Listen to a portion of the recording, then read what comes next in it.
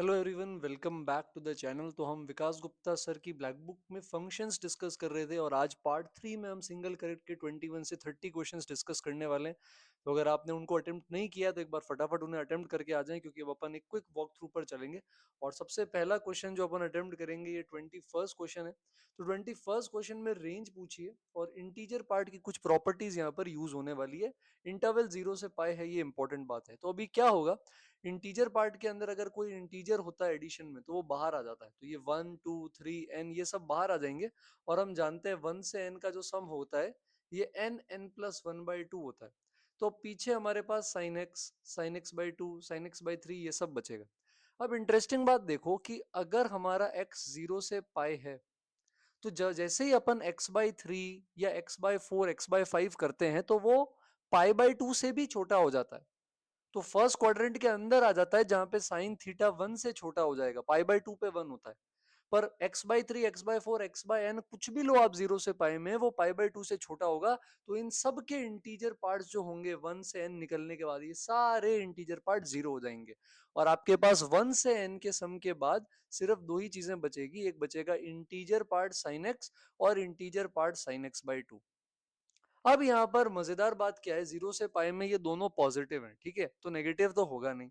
अब अगर छोटा x लिया मान लो, है ना, जैसे मान लो 1 डिग्री, तो वहां sin x/2 दोनों जो होंगे वो फ्रैक्शन में छोटी वैल्यू होंगे, तो दोनों का इंटीजर पार्ट 0 हो जाएगा। तो उस केस में आपको वैल्यू मिलेगी n+1/2। कर्ली ब्रैकेट है, मतलब सेट बन रहा है, तो लिमिटेड वैल्यूज है, इंटरवल नहीं है।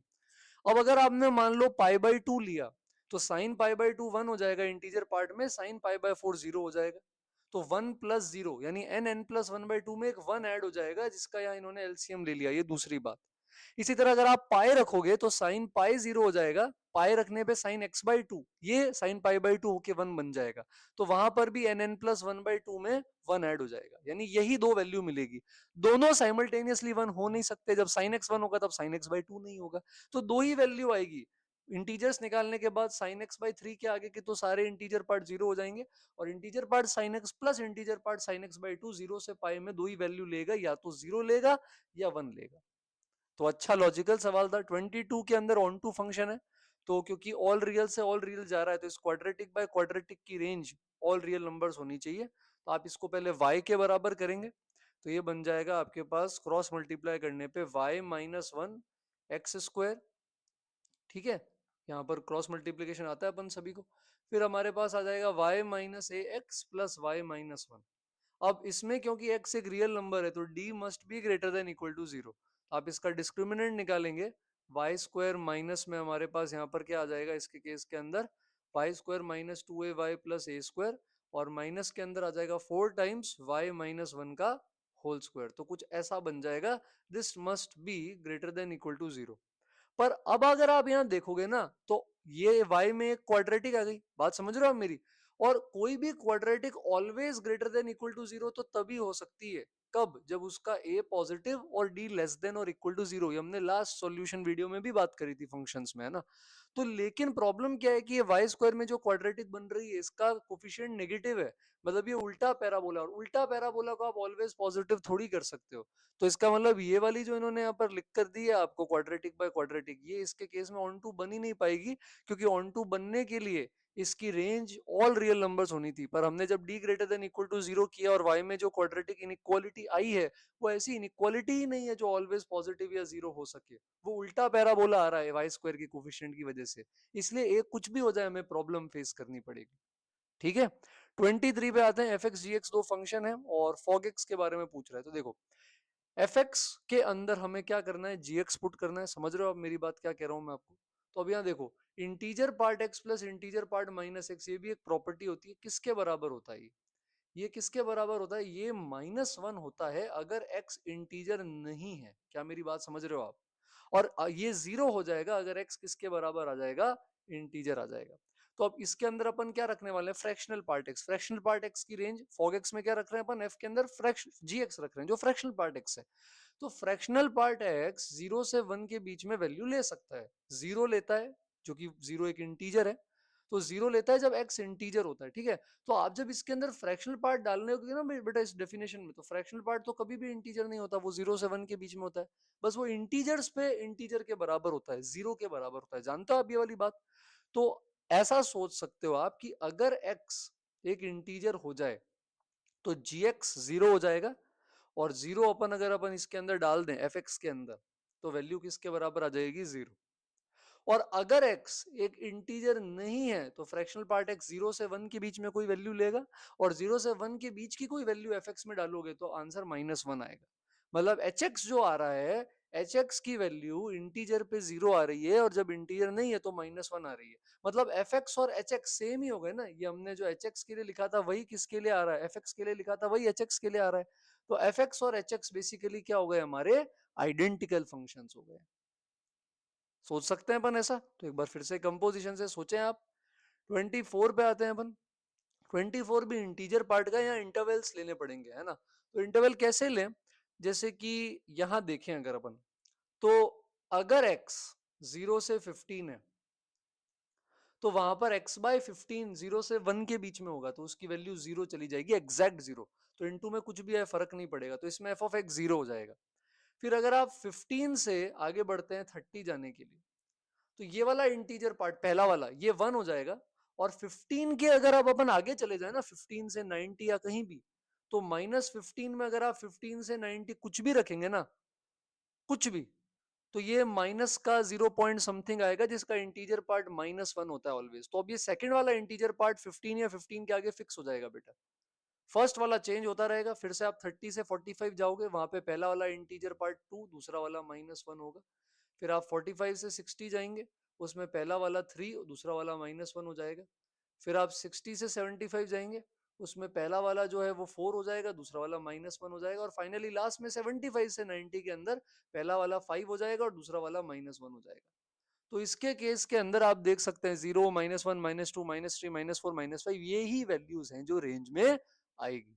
25th ट्रांसफॉर्मेशन ऑफ कर्व पे बेस्ड है। पहले मैं आपको f ऑफ mod x बनाना बता देता हूँ। ये f ऑफ x है। तो f ऑफ mod x में क्या होता है बेटा? लेफ्ट वाला पार्ट हट जाता है ग्राफ का, इधर तो लेफ्ट में कुछ है ही नहीं। जो ग्राफ राइट में बनता है उसकी फोटोकॉपी हो जाती है लेफ्ट के अंदर, क्योंकि x में प्लस रखो या माइनस रखो, mod x से फर्क नहीं पड़ता। तो ये मैंने f ऑफ mod x बना दिया। ठीक है, अब मैं आपको किसी भी फंक्शन का रेसिप्रोकल का ग्राफ बनाने की निंजा टेक्निक बता रहा हूँ। आराम से ध्यान से सुनना, बड़ी मजेदार चीज है। तो 1/f ऑफ mod x भी सिमेट्रिक होगा। f ऑफ mod x का ही उल्टा है वो। तो अभी क्या होगा देखो, माइनस इंफिनिटी का उल्टा करेंगे अगर अपन, तो इंफिनिटी का उल्टा 0 की तरफ जाता है। ठीक है, तो ये भी 0 की तरफ जाएगा, बस नीचे नेगेटिव की तरफ होगा, एग्जैक्ट 0 नहीं जाएगा, -0.000 समथिंग, तो यहां से शुरू होगा। अब ये जैसे जैसे ग्राफ बढ़ता है, तो उल्टा करने पर जो ग्राफ होगा वो क्या होगा? धीरे धीरे कम हो जाएगा। फिर अब जैसे ही यहाँ पे 0 होने वाला होगा, उससे पहले उसकी वैल्यू 0 से जस्ट छोटी होगी, 0 माइनस। तो 0 से जस्ट छोटी -0.00001 का उल्टा करोगे तो वैल्यू कहाँ भाग जाएगी? इन्फिनिटी। मतलब जहां पर फंक्शन 0 की तरफ जाएगा, वहां पर उसका रेसिप्रोकल जो होगा वो इन्फिनिटी की तरफ चला जाएगा। 0 पे तो नॉट डिफाइंड हो जाएगा, डोमेन में ही नहीं होगा। 0 के जस्ट आगे जाओगे, 0.00001 बहुत छोटा, रेसिप्रोकल करोगे तो प्लस इन्फिनिटी चला जाएगा, तो ये यहाँ आ जाएगा। इसके आगे भी ग्राफ बढ़ ही रहा है, पर हमने उल्टा कर दिया तो ग्राफ क्या होने लगेगा? कम होने लगेगा। अब इसके आगे आप देखो ग्राफ कम हो रहा है, तो हमारा ग्राफ क्या करने कर लगेगा? बढ़ने लगेगा। और यहाँ बहुत छोटी वैल्यू आ गई एंड में इन्फिनिटी पे, 0 प्लस, तो उसका उल्टा करूंगा तो वो कहाँ भाग जाएगा? 0.0000 का उल्टा इन्फिनिटी। ऐसा ही ग्राफ अपन यहाँ पर भी बना सकते हैं सिमेट्री से। तो आपने यहाँ दो चीजें सीखी है। 0 का उल्टा नॉट डिफाइंड है, 0 के उल्टे में प्लस माइनस के हिसाब से इन्फिनिटी जाएगा, इन्फिनिटी का उल्टा 0 प्लस या 0 माइनस आएगा। और बढ़ रहा है फंक्शन तो उल्टा करने पे कम होगा, कम हो रहा है तो उल्टा करने पे बढ़ जाएगा। ठीक है, तो ये हमारा 25th क्वेश्चन था। नेक्स्ट वाले पर आते हैं अपन, ग्राफ के बाद, है ना। 26 में तो होमोजेनस फंक्शन हमारे कोर्स में नहीं है। डेफिनेशन बता देता हूँ एक्चुअली क्या होती है। डेफिनेशन ये होती है कि F of X comma Y है अगर, जैसे यहाँ सब जगह एक्स वाई है ना, तो अगर आप एक्स और वाई की जगह लेमडा एक्स या और लेमडा वाई रख दो ना, तो लेमडा की कोई पावर सब में से कॉमन आ जानी चाहिए, तो वो होमोजीनस होता है। जैसे यहाँ पर अगर अपन एक्स और वाई की जगह लेमडा एक्स रख दें और वाई की जगह लेमडा वाई रख दें, तो आप यहाँ पर देखोगे कि यहाँ से लेमडा कॉमन नहीं आ पाएगा। ये वाला तो लेमडा कॉमन आ जाएगा जो एक्स और वाई में, पर जो साइन के अंदर है वो कॉमन नहीं आ पाएगा, ये होमोजीनस नहीं है। इधर भी जैसे आप रखोगे lambda X into lambda Y, नीचे भी lambda X into lambda square Y square, तो ऊपर से तो लेमडा स्क्वायर बाहर आ रहा है, नीचे लेमडा और लेमडा स्क्वायर की डिग्री अलग अलग है, बाहर नहीं आएगा, तो बी वाला होमोजीनस हो जाएगा। क्योंकि यहां अगर आप रखते हैं बेटा लेमडा एक्स, तो ई की पावर में lambda Y upon lambda X cut हो जाएगा, इधर भी वाई में तो आएगा, इधर ई की पावर में lambda X lambda Y cut जाएगा, तो पूरे में से आप देखो लेमडा कॉमन आ रहा है, और कॉमन लेने के बाद ओरिजिनल फंक्शन वापस आ जाएगा। इसको होमोजेनस बोलते हैं, पर ये हमारे कोर्स में नहीं है। तो 27th पे आते हैं, उसको ग्राफ से समझेंगे। तो बोल रहा है range must be all real numbers, तो बताओ ए क्या क्या इंटीग्रल वैल्यू लेगा। अब सबसे पहले तो देखो x less than equal to 1 पे 2x प्लस 3 का ग्राफ बनाना है। तो स्लोप 2 है, लाइन का ग्राफ आता है 1 पे, इसकी वैल्यू 5 है, तो 5 यहाँ पे कहीं पे आएगा, तो ये इस तरह से बढ़ते बढ़ते बढ़ते बढ़ते बढ़ते बढ़ते 1 पे आके वैल्यू 5 ले लेगा। अब इसके आगे ए स्क्वायर एक्स प्लस 1 में सबसे पहली बात तो ए स्क्वायर जीरो नहीं होना चाहिए। ए जीरो हो गया अगर, तो फिर ये y बराबर 1 बन जाएगा, जो एक हॉरिजॉन्टल लाइन है, तो 5 के आगे की वैल्यू नहीं आएगी। तो अगर ए स्क्वायर जीरो नहीं है, तो फिर ए स्क्वायर पॉजिटिव होगा, तो ये भी एक पॉजिटिव स्लोप की लाइन होगी। लेकिन अगर हम चाहते हैं कि सारे इंटीजर वैल्यूज आए, तो ये ऊपर से नहीं शुरू होना चाहिए। अगर ये ऊपर से शुरू हुआ, तो बीच वाली वैल्यूज गायब हो जाएगी, फिर वो ऑन टू नहीं रहेगा, ऑल रियल वैल्यूज आएगी नहीं। तो या तो यहीं से शुरू हो जाए, या इसके नीचे से भी हो सकता है, नीचे से भी होगा तब भी सारी वैल्यूज आ जाएगी। हाँ, कुछ वैल्यूज यहाँ पे रिपीट हो जाएगी, तो वन वन फंक्शन नहीं रहेगा, बट वो हमारी टेंशन थोड़ी है। तो इसकी जो वैल्यू आ रही बेटा 1 पे, है ना, ये 2x+3 की जो 1 पे वैल्यू थी 5, उसके बराबर या उससे छोटी होगी तो चलेगा, और स्लोप पॉजिटिव होना चाहिए, ए जीरो नहीं होना चाहिए। ऊपर से शुरू हुआ अगर ये, तो गड़बड़ है। तो अपन इस ए स्क्वायर एक्स प्लस 1 में 1 डाल देते हैं, तो A square plus 1 must be less than equal to 5। तो यहां से ए -2 से 2 आ जाएगा, लेकिन ध्यान रहे जीरो नहीं लेना है। तो -2 से 2 में 5 इंटीजर्स होते हैं, जिसमें से जीरो को हम क्या कर देंगे, रिमूव कर देंगे। तो ये ग्राफिकल अप्रोच बहुत काम आएगी हमारे कैलकुलस में। 28 पे आ जाते हैं, तो हमें डोमेन चाहिए। तो बाहर वाले लॉग से पूछो भाई आपको क्या चाहिए, तो ये बोलेगा कि भाई जो आपके अंदर आ रहा है ना, log base 1/3 log base 4 x-5, ये पॉजिटिव होना चाहिए, ऐसा बोलेगा ये। फिर अब इस लॉग से पूछो, तो ये बोलेगा मेरे अंदर वाली चीज पॉजिटिव बोल रखी है, तो ये लॉग 1/3 उधर जाएगा। तो बेस 1/3 है, 1 से छोटा है, तो साइन चेंज हो जाएगा। तो अंदर आपके पास log x-5 बेस 4 है, तो ये 1/3 की पावर 0, यानी 1 से छोटा हो जाएगा। बट गलती क्या हो जाती है, ये भूल जाते हैं कि 1 से छोटा तो ठीक है, पर ये खुद लॉग है ना, जो एक बाहर लॉग के अंदर है, तो 1 से छोटा ठीक है, पर 0 से बड़ा होना चाहिए। ये भूल गए तो गेम खत्म हो जाएगा आपका। पहले वाले लॉग हटाया तब ये नहीं करना पड़ा अपन को, है ना, क्योंकि उसके अंदर ये क्वांटिटी पॉजिटिव ही थी ऑलरेडी। पर अब ये लॉग बेस 1/3 वाला जब लॉग हटेगा, तो 1 से छोटा है, तो 0 से तो बड़ा रखना पड़ेगा ना। अब 4 वाला हटा दो, लॉग बेस 4 है, तो साइन चेंज नहीं होगा, तो 4 की पावर 0 से बड़ा और 4 की पावर 1 से छोटा, तो x-5 1 से 4 के बीच में। अच्छा, यहाँ जीरो वाली टेंशन नहीं होगी लॉग के अंदर, x-5 फिर भी, क्योंकि 1 से बड़ा है, तो 0 से तो बड़ा होगा ही। अब 5 ऐड कर दें, तो ये 6 से 9 के बीच में आ जाएगा, तो 6 से 9 के बीच में आ जाएगा, और मैक्सिमम इंटीग्रल वैल्यू 8 हो जाएगी। 29 में रेंज निकालनी है। अब यहां पर आप क्या कर सकते हैं, इधर आप रैशनलाइजेशन कर सकते हैं, ये ट्रिक है। यहाँ पे देखो, आपको यहाँ पे क्या करना है, √x+2 प्लस √2 माइनस एक्स को रैशनलाइज करना है। किससे रैशनलाइज करोगे आप, रेंज के लिए आपको बता रखा है, अंदर वाले की रेंज निकाल के बाहर पुट कर देंगे, है ना, वो पार्ट जो डोमेन में है। तो इसको √x+2 माइनस √2 माइनस एक्स, इससे आप मल्टीप्लाई एंड डिवाइड कर सकते हैं, ऐसा बन जाएगा। तो नीचे ए स्क्वायर माइनस बी स्क्वायर होगा, तो इसके केस के अंदर x+2, है ना, उसका डिफरेंस आ जाएगा किसके साथ, 2 माइनस एक्स के साथ, है ना, 2 + x 2 माइनस, अच्छा एक सेकेंड, सब्ट्रैक्शन में फिर नीचे 2 और 2 ऐड नहीं हो रहा है। ओके, तो रैशनलाइज किए बिना देखते हैं। तो इसमें थोड़ा डिफरेंशिएशन यूज हो सकता है, ठीक है, तो वो थोड़ा अपन को ध्यान रखना पड़ेगा। डोमेन इसका पहले देख लो, या रैशनलाइजेशन के बिना होगा, -2 से 2 डोमेन आ जाएगा इसका, 2 के बाहर ये जा नहीं सकता, और -2 से छोटा ये हो नहीं सकता। तो हम 2 + x + 2 - x की रेंज निकाल के फिर यहाँ पे पुट कर देंगे।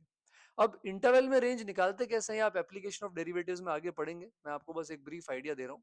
एक तो अपन एंड पॉइंट पे वैल्यू निकालते हैं, कि भाई -2 पुट कर दिया इस फंक्शन में, तो उसकी वैल्यू देख लेंगे।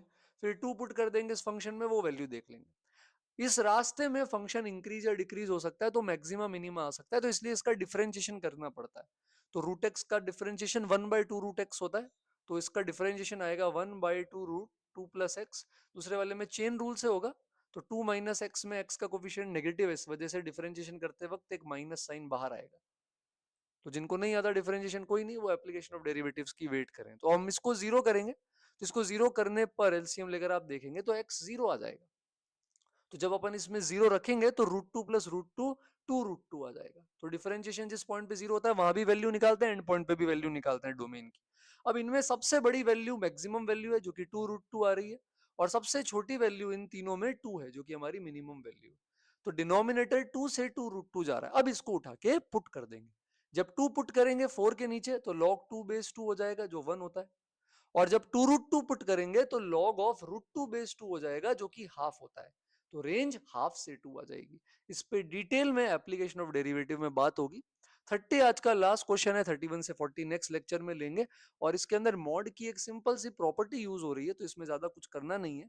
तो एक बहुत अच्छा रिजल्ट होता है जो आपको याद होना चाहिए अगर नहीं पता तो, कि भाई मॉड ऑफ a + b में अगर mod of a - b add करें और आंसर अगर अपन यहाँ देखें, या a और b के टर्म्स में बता देता हूँ ज्यादा आसान होगा, कि अगर मॉड a + मॉड b है और इसकी value mod of a + b आ रही है, तो ये तभी पॉसिबल है जब ए और बी का सेम साइन है। आप खुद केसेस लेकर देख सकते हैं, या तो बोथ पॉजिटिव हो या बोथ नेगेटिव। तो ये यहां पर क्यों लग रहा है, क्योंकि ये ए है आपका x² + 5x, ये बी है x - x²। अगर आप a + b ऐड करें तो x² + 5x और x - x² ऐड होकर 6x ही देते हैं बेटा, है ना। तो ये यही वाला स्पेशल केस हो गया। इसका मतलब ए और बी का सेम साइन होना चाहिए। अब सेम साइन कब होता है, जब दोनों का प्रोडक्ट पॉजिटिव होता है। जीरो भी अलाउड है तो greater than equal to zero होता है। तो अब आप इस इनइक्वालिटी को सॉल्व कर लेंगे और आंसर मुझे एबीसीडी में से कितने इंटीजर आ रहे हैं इस इंटरवल की इनइक्वालिटी में कमेंट्स में बताएंगे। तो अगर पसंद आया हो तो जरूर लाइक, शेयर, सब्सक्राइब और कमेंट करें। और भी आपके फ्रेंड्स जो जेई की तैयारी कर रहे हैं और ब्लैक बुक कर रहे हैं उनके साथ शेयर कर सकते हैं। कुछ मेंबर्स ओनली वीडियो भी स्टार्ट किए, अगर आप चाहें तो चैनल ज्वाइन कर सकते हैं, कुछ एक्स्ट्रा प्रैक्टिस और करनी हो तो। बाकी फ्री वीडियोस तो चैनल पे आते ही रहेंगे। जल्दी मिलेंगे एक और वीडियो के साथ, तब तक कोई दिक्कत हो तो कमेंट में बताएं। And thank you everyone for watching.